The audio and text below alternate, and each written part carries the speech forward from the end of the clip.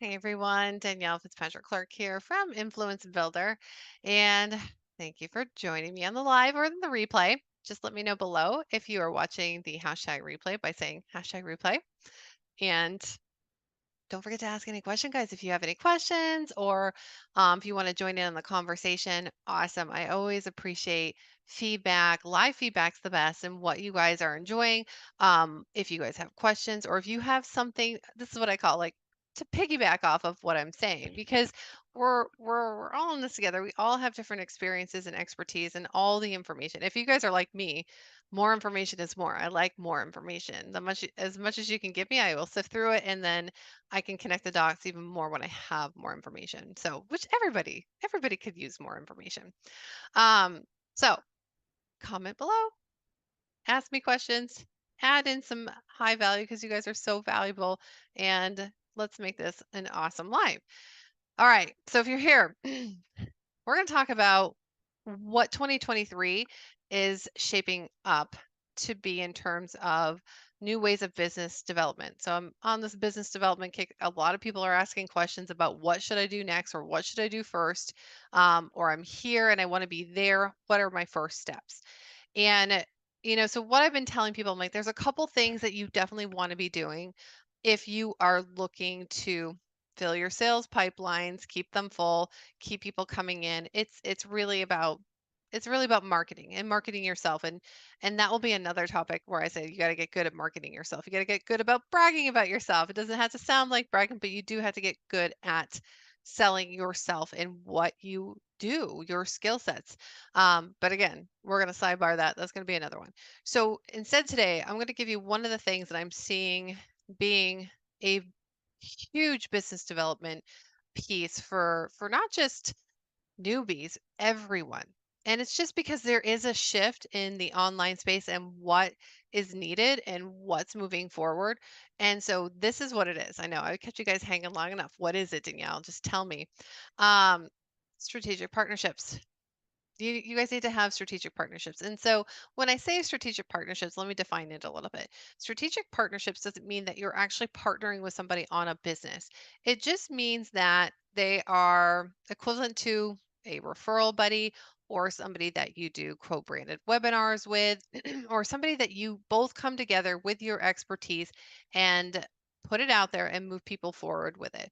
It doesn't mean that you have to bring your businesses together. It just means that you guys are working together in some capacity to develop something for people. It could be information, it could be products. So you could actually, come in and give a piece of what it is your expertise is to somebody else's overall product or service offering. And so, and also a big one is referral buddies. And I'll talk about referrals and all that good stuff. But that's what you guys want to start looking for is like, who do you know where it is aligned. You guys have a lot of things like core values, how you like to do business, how you like to show up in the online space, and also where the audiences can overlap and their needs overlap. So, what's a good example of that? Well, a really good strategic partnership for somebody who um we'll just use this because I was talking to somebody today who's an energy healer, right? So an energy healer, and they are specific to acupuncture. So they do acupuncture, and let's just say that they're trying to get into a new clientele, which is professional athletes, right? So who would be a really good strategic partner for them? Somebody where they could connect with and offer these services to their audience. And so what I would say is that, well, who works with professional athletes? That would be I mean, you could go um, right to the teams, you could, or you could go to people who maybe manage or PR managers of these professional athletes, right? So it's just kind of thinking about who is in front of my ideal audience. What can I make it a win for them? And so we're looking for that triple win again, guys. Like it's a win for you, it's a win for the person that is a strategic partner, and it's a win for the audience or the client or the clientele. So that's kind of what you guys want to look for. You want to look for the overlap, and then you want to look for the triple win. And this is what I'm going to say. Do not approach somebody unless you have a triple win in mind and communicate it effectively. So make sure everybody's on the same page. That's the other thing too. So that's kind of a way to look at strategic partnerships, and everybody has strategic partners. It's just, some people call it affiliate partnerships, some people call it JV, meaning joint venture partnerships. I like to just call it strategic partnerships. And so you always want to have that that kind of going on behind the scenes in your marketing, meaning that if you're going to be networking, you don't want to just network with people that you think are going to be ideal clients or that can introduce you to ideal clients. You also want to be looking at who would be a really good strategic partner for what it is that I'm offering or what it is that I'm launching, right? So that's one thing to do. You really want to look at those strategic partnerships. Here's the other thing. So with your marketing, I always like to leave time every week to network. Now, as we get busier, networking and that time goes down a little bit, sales calls trumps networking calls most of the time. And what I will say is that you want to just keep some room in your calendar for networking every week. That's what you want to do. And you want to be very good at networking. I will say this, not a lot of people are. and I'll just be real. Not a lot of people are good at networking. They may be really good at talking, they may be really good about getting on the call with everyone, but when it comes to networking, what makes a really good networker is somebody who has a network and is also willing to refer people in their network to the other networker and that person and vice versa. So it really does need to be I don't want to say balance or even, but there has to be an exchange going on there. And there has to be communication of what that exchange is. So while one party within a networking environment could think, well, I'm offering value by sharing my expertise and things that I see, I don't necessarily have to share my network. If that's in their mind and it is not presented to the other person who thinks they're there for networking and they're there for something very specific, it doesn't come across. The communication isn't happening. So, to be a good networker, you have to have a network for one. So, if you guys haven't started building your network, networking is a really great way to build your network. Um, you have to talk to people. So you also have to have good rapport with people. And so you have to have a network. You have to be really good about the exchange and you have to be highly communicative. You have to be a good communicator. And so what ends up happening in a lot of these networking situations is that the balance isn't there or the balance isn't communicated, which is interesting because networking is all about communication. So if you're finding that, um, networking's going really great for you and it's easy for you, then I'm going to say, what's happening? because this is the other thing is that if it's going really great for you, is it because you're getting a lot of referrals? Then I have to ask, are you giving referrals? Is your network increasing? So if it's going really good, great. But here's the other thing is that if you're only receiving and you're not giving, that's going to come out down the road. So while it may seem great for now, you're going to lose potential referral buddies and partnerships when there's not a good exchange. If you're feeling like networking is a waste of my freaking time and I'm not getting what I need out of it, you also have to look at why is that? Why is that? So this stuff works. It just does. Like networking with people, really aligning with the right people, um, communicating effectively. I mean, lots of stuff can move forward. This is still, word of mouth is still the best form of marketing. So if you're finding it's not working, or maybe it worked for a while and it's not now, this is where you have to look at how you're showing up. You have to look at how you're showing up. Don't look at the other person. I mean, because you can be very much in your power. If they're not a good networking buddy, then guess what? You can let them go. But look at yourself first. Why is it not good? Why are you not getting like the strategic partnerships or the clients or the introductions? Why is that happening? Are you telling people what it is that what you do? Are you saying what you need? Are you answering the questions when they say, "How can I help you?" Do you have an answer for them? Do you also have a network? Are you referring out? Because if you're not referring out and you haven't built up that network or you haven't built a rapport with your network to refer out, then networking will not go well for you. It may go well at first where you're getting referrals, but again, down the road, things are going to dry up for you. So it's that play right there.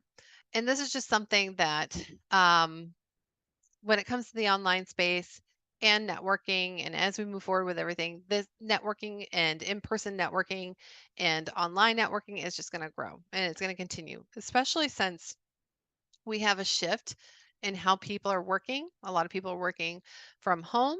A lot of people are doing more like gig, so the gig economy is coming in, and so this is why networking is going to be crucial to your marketing plan. It doesn't matter if you have all the ads going and all that stuff. You still want to. You can still get really um, big deals, sell lots more services, get in front of new audiences by doing this networking piece and building out these strategic partnerships. So, that being said, that's kind of the big thing for 2023 that I'm seeing. It's there. It's there for everybody.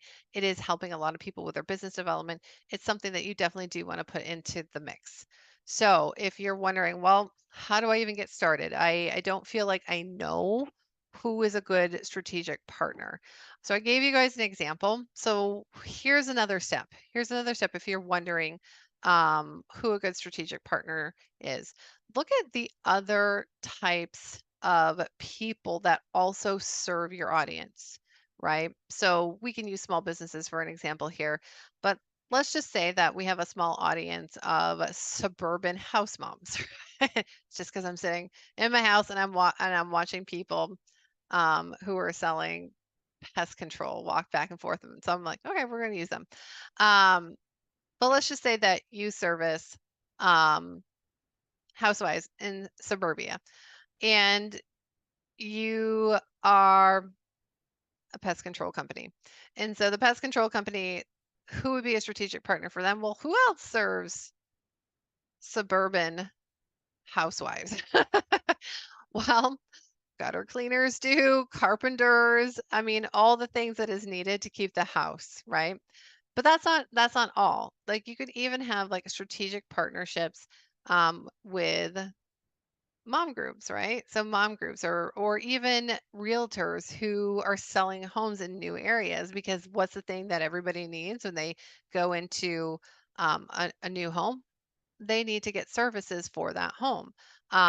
Also areas where new build is happening. That's why we're in a new build or fairly new build area. So we have a lot of people coming in all the time trying to sell these services. So getting in contact with the realtors that are selling the new builds, or in this case, if it's a whole building company, getting a hold of that person and seeing if there's any strategic partnerships we have. But just make sure when you do these strategic partnerships, you have to not just look at it as this is the win for me, which means that you guys have to get really good at listening. Just saying. You have to get really good at listening. But it can't just be what's in it for me. You really have to think about what's in it for them, the person that could be the strategic partner, and then the combined audiences. Like if you are not starting with that, then you're not actually approaching this in a way that will be super successful. You may be successful a couple times, but then you're going to have a resentful strategic partner. So, and they'll actually drop you and go work with your competitor. And if that competitor reciprocates, then that's a loyalty build right there. So that's kind of how you guys can start looking at who do I need to look at for strategic partnerships. Look at who does serve the same audience to you. That's the first step. Second step is look for the triple win, a win for you, a win for them, a win for both the audiences. How can you make it work? And then the last one is pretty simple. So once you have those two steps down, the last step is reaching out. And this is where a lot of people don't they don't really know like where do I reach out to? Um, Where are they showing up online? Where are they showing up online where they're willing to have a further conversation? So there's a lot of places. We'll use, again, the pest control company. And where would be a really good place for them to show up? Well, they're walking the streets. They're walking the streets right now, and that's a lot of work. So instead, maybe they want to find a strategic partner that has an email list that emails. So that would be a really good place to start, to start looking for people who have an email list. Where can you get a hold of them? Well, you can subscribe to their email. That's, I know, nice little hack, right? Subscribe to their email and then reply back. Great email. I do this. I would love to chat sometime because I think that we have the same ideal clients and we can help each other. So that's really interesting. Now, does it go to a marketing person? Depends on the size of the business, but usually it'll get relayed to the person who's putting out the emails. And so then that's one way to get in front of them. Where else are they looking? They could be on social media. What social media platforms are they on? And then also think about with the social media platforms that they are on, are they there specifically to do business? And if you're going to present them with a business opportunity, make sure they're there to do business. By the way, Twitter and LinkedIn are really good with that. Or are they there for pleasure? Are they there to be social? So, you have to think of it too. Are your people on Facebook being social or are they there for business? Well, they could be both, right? They could have a personal page, so you don't want to bug them about business stuff on a personal page, especially if you don't see anything about their business on their personal page. They obviously don't use it for that. They may have a business page on Facebook. And so if they have a business page on Facebook, hopefully they set up a chatbot and you can go ahead and contact them there. So because they're using it specifically for business. So that's how you guys want to think about it when it comes to social media and how to reach out to these guys. So okay, guys, that's all the information I have for you today. It was a lot. I should have told you guys to bring a pen and paper, but luckily you guys have the replay, so you can always rewind and watch it or replay. But yeah, let me know if you guys have anything else to add to it. I'm sure you do. I'm sure you guys have some great hacks, and the rest of the audience is going to love it. So appreciate you guys, and happy Friday. Bye for now.